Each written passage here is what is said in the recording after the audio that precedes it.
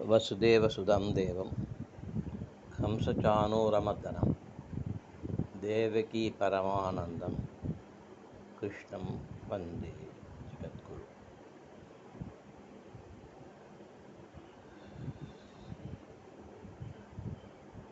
எல்லாம் வல்ல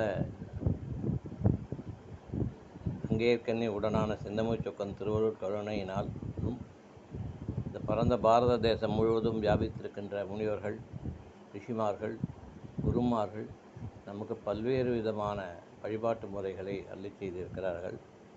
அந்த வகையிலே இன்றைய தினம் வைகாசி விசாகம், முருகனுக்கு உகந்த நாள். அறுபடை வீடுகள் போகலாம், மருதமலை போகலாம் என்று பல்வேறு விதமான எண்ண ஓட்டங்கள் நம்மிடையே நடக்கிறது. நம்ம ஊரில் திருச்சியில் 12 ராசிக்கு உண்டான 12 முருகன் கோயில்கள் இருக்கிறது. திருச்சி தையக்கார தெருவில் மேஷராசி கோயிலுக்கு திருச்சியினுடைய முருகன் கோயில்னா அதுதான். அதே மாதிரி மேலப்புதூரில் ரிஷபராசி முருகன் கோயில் இருக்கிறது. உறையூர் பாளையம் பஜார்னு நினைக்கிறேன், அங்கே இருக்கிற முருகன் கோயில் மிதுன ராசி கோயில். கடகராசி கோயில் அதே மாதிரி உங்களுக்கு தாராநல்லூரில் இருக்குது. சிம்மராசி முருகன் கோயில் மட்டக்கார தெருவில் இருக்குது. கன்னிராசி முருகன் கோயில் மலைக்கோட்டை தேர் இருக்கிறதுக்கு பக்கத்தில் இருக்க வசந்தராய பிள்ளை தெருவில் இருக்குது. அது கன்னிராசி. துளாராசி முருகன் கோயில் சிந்தாமணி படுத்தறையில் இருக்குது. விருச்சிக ராசி சிவன் கோயில் ஜங்ஷன் வழிவிடுதல் முருகன் கோயில். தனுசு ராசி முருகன் கோயில்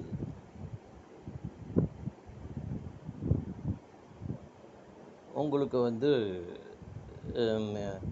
தனுசு ராசி முருகன் கோயில் உங்களுக்கு ஆண்டார் தெருவில் இருக்குது. குபேர சப்தரிஷி கோயில் போட்டுப்பான். ஏழை பிள்ளையார் கோயில்னு பேர் அதுக்கு முதல்ல அங்கே இருக்கு.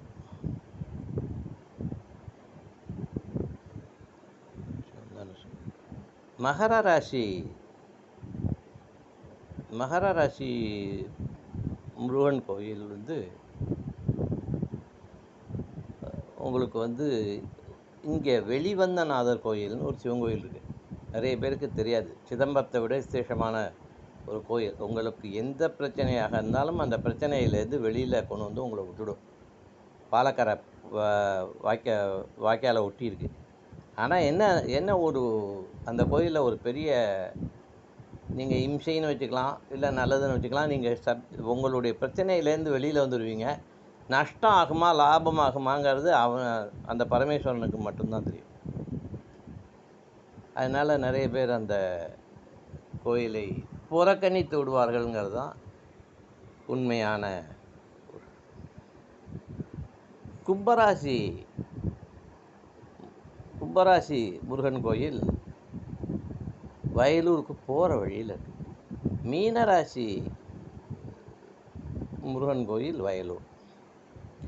சார் என்ன சார், எங்கள் வீட்டில் 4 பேர் இருக்காங்க, 4 ராசிக்காரனும் 4 திக்குக்கு போகிற மாதிரி நீங்கள் சொல்கிறீங்க. வாஸ்தவம். பழனியை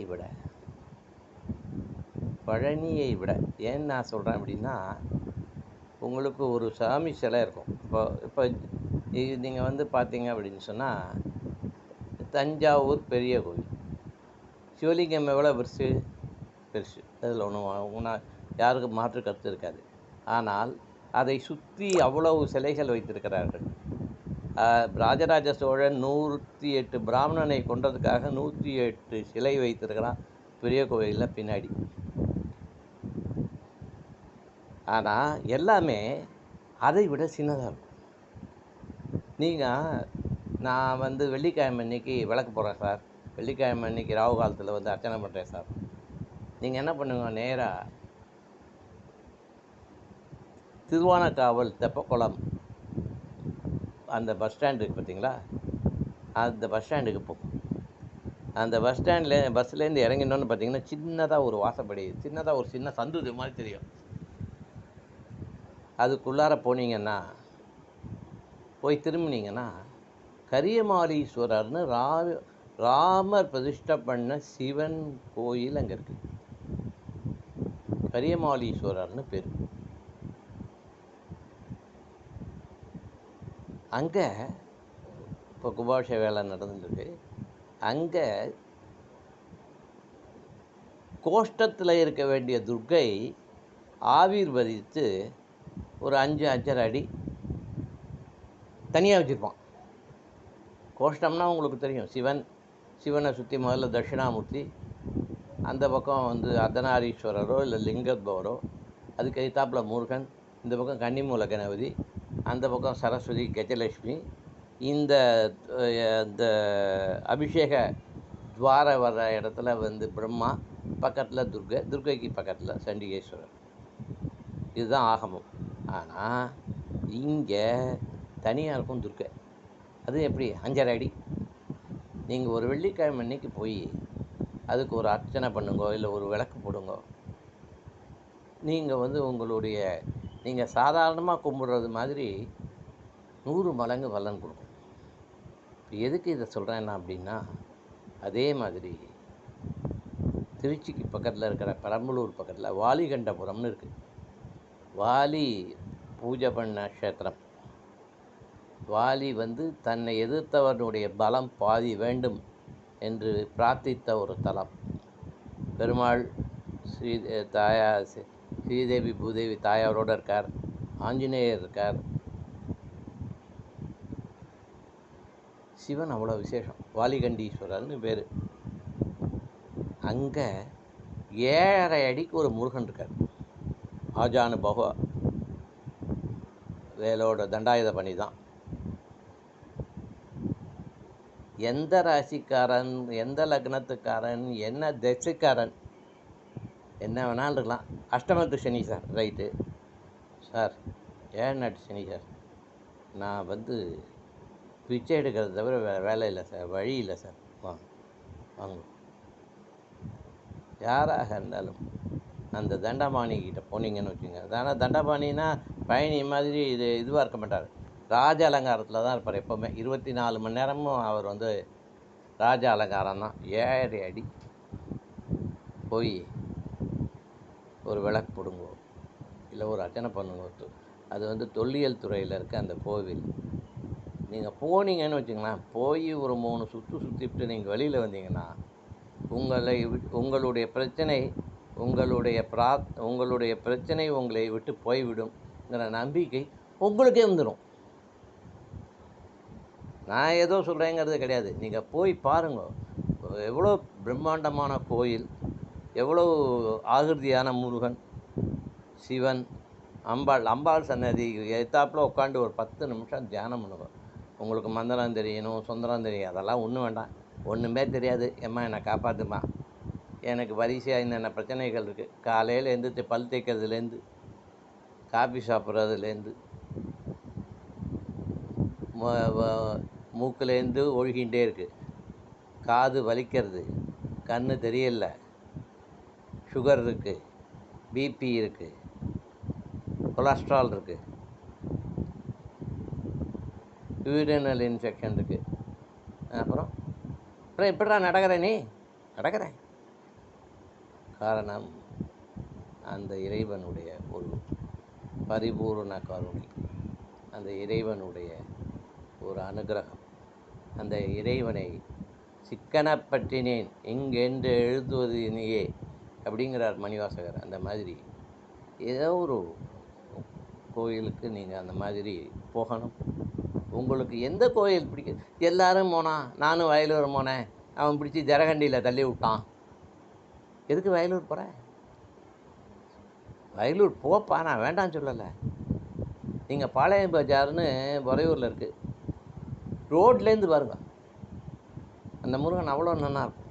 நான் சொன்னேன்னா இந்த தெய்யக்கார தெருவு, திருச்சியினுடைய முருகன் கோயில், பிராதீனமான முருகன் கோயில். திருச்சியினுடைய பிராதீனமான முருகன் கோயில் அது. அதே மாதிரி திருச்சியினுடைய பிராதீனமான பிள்ளையார் கோயிலுங்கிறது இன்னும் கொஞ்சம் தள்ளி அண்ணண்ட பக்கம் கிழக்க இருக்குது. நண்டுடையான் விநாயகர்னு பேர். பெரிய பிள்ளையார், பிள்ளையாருக்கு நேர் எடுத்தாப்புல பெரிய நந்தி இருக்கும். அது காலத்தால் முற்பட்ட கோயில். ஏன்னு கேட்டிங்கன்னா, சிவன் கிழக்க பார்த்து இருந்திருக்கார். இன்னமும் கிழக்கு பகுதியில் ஒரு கதவு இருக்குது, மலைக்கோட்டை மேலே. எத்தனையோ கும்பாபிஷேகங்கள் ஆயிடுத்து. ஆனாலும் கிழக்கு பக்கத்துலேருந்து தான் நீங்கள் போகணும். சாமி மேற்கு பக்கத்தில் இருக்கார். எந்த சிவன் கோயில் போய் என்ன பாருங்க, மேற்கு பார்த்துருந்தாருன்னா மேற்கு பார்த்த பக்கம் வாசப்படி இருக்கும். ஆனால் இங்கே தான் மேற்கு பார்த்த பாத்தூர் பூதேஸ்வரருக்கு கிழக்கு பக்கம் வாசப்படி. நீங்கள் வாசப்படியிலேருந்து கொஞ்சம் உத்து கவனிச்சாலும் பார்த்தீங்கன்னா அங்கே ஒரு கதவு இருக்கும். அந்த கதவுக்கு ஒரு விளக்கு போடுங்க, உங்கள் எல்லா பிரச்சனையும். நான் என்ன சொல்கிறேன், நீங்கள் இன்றைக்கி விசாகம் சார், நான் 200 கொடுத்து வயலூர் போனேன் சார், நான் திருச்செந்தூர் போனேன் சார், தள்ளி விட்டான் சார். விசேஷமான நாட்களில் இந்த மாதிரி பெரிய கோயில்களுக்கு போகாமல் சின்ன கோயில், தெய்யக்கார தெரு போங்க. நீங்கள் கோயில் படியே ஏற வேண்டாம், கீழேந்து பார்த்தாலே தெரியும் முருகன். அங்கே இருக்கிற குழுக்கள் ரொம்ப நல்லவர். நீங்கள் அண்ணா அவருக்கு ஒரு 10 ரூபா பூ கொடுத்துருங்க, இந்தாங்க அப்படின்னு வாசலில் இருக்கிற பூக்காரன்ட்ட கொடுத்தா அவர் பூவை வாங்கிட்டு போவார். அதெல்லாம் விட்டுட்டு 100 மாலை 200 மாலை விழுற வயலூரில் நீங்களும் கொண்டு போய் மாலையை கொடுத்து, அவன் போடலை, போட்டான், கீழே போட்டான், மேலே போட்டான், என் மாலையை ஓரமாக வச்சுட்டான், இப்படிலாம் புலம்புறதுக்கு இந்த மாதிரி கோயில்களுக்கு போய் இன்றைக்கு முருகனை வழிபட்டு எல்லோரும் எல்லா நலன்களும் பெற எல்லாம் வல்ல சுகந்த குந்தலாம்பாள் சமேத கல்யாண மாதுர் பூதேஸ்வரரை பிரார்த்திக்கிறேன். ராம் ராம்.